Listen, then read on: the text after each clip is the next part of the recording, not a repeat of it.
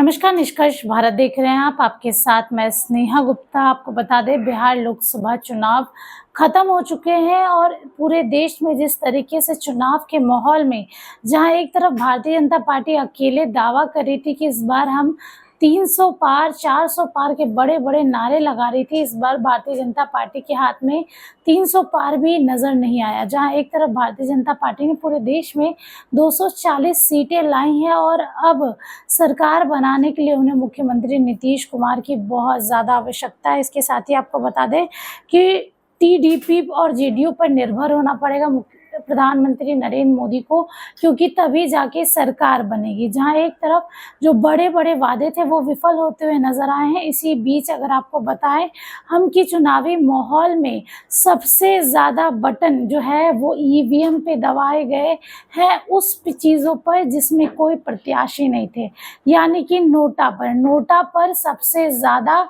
Button दबाए गए हैं और सीधे तौर पे कह दिया है कि जनता इस बार किसी को पसंद नहीं कर रही है।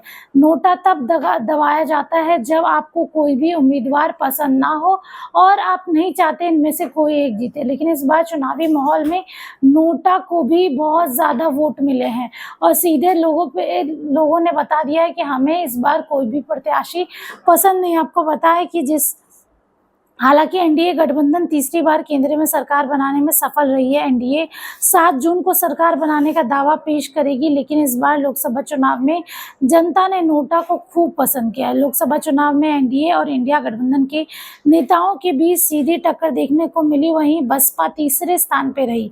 कई लोकसभा सीटों से निर्दलीय प्रत्याशी भी चुनाव जीते हैं, वहीं लोगों ने नोटा बटन खूब दबाया है। कई सीटों पर निर्दलीय प्रत्याशी से ज्यादा वोट नोटा को मिला है। दरअसल आपको बता दें, ईवीएम मशीन पर नोटा बटन तब दबाया जाता है जब मतदाता को किसी भी उम्मीदवार पसंद नहीं आता। इस बार यूपी की कई सीटों पर बीजेपी, इंडिया और बसपा के उम्मीदवारों से ज्यादा नोटा के बटन को दबाया गया है। खास बात यह है कि प्रधानमंत्री की वाराणसी की सीट पर भी नोटा वाला बटन बहुत ज्यादा दबाया गया। प्रधानमंत्री नरेंद्र मोदी वाराणसी लोकसभा सीट पर नोटा चौथे नंबर पर रहा।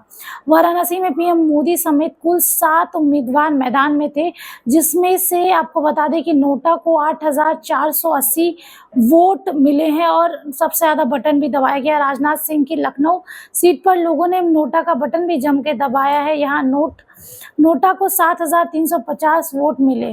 गौतम बुद्ध नगर सीट पर नोटा चौथे नंबर पर आया है। यहाँ 10,332 लोगों ने नोटा का बटन दबा रहा है। मेरठ सीट पर 4,780 लोगों ने नोटा का बटन दबाया है। नोटा ने 5 निर्दलीय उम्मीदवार को पीछे छोड़ दिया है।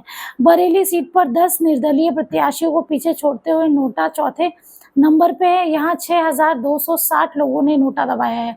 सीएम योगी आदित्यनाथ के गृह क्षेत्र गोरखपुर में भी 10 उम्मीदवारों को पीछे छोड़ते हुए नोटा को 7,880 लोगों ने बटन दबाया है। तो देखिए, पूरे देश में जिस तरीके के चुनावी माहौल देखने मिले, अब इन सीटों पे जो भी चीजें देखने को मिल रही है वो ये पता चल रहा है कि इस बार लोग नोटा को बहुत पसंद कर रहे हैं और नहीं चाह रहे कोई भी प्रत्याशी जीते। अब देखना होगा कि क्या कुछ होता है। बने रहिए हमारे साथ, तब तक के लिए बहुत बहुत धन्यवाद।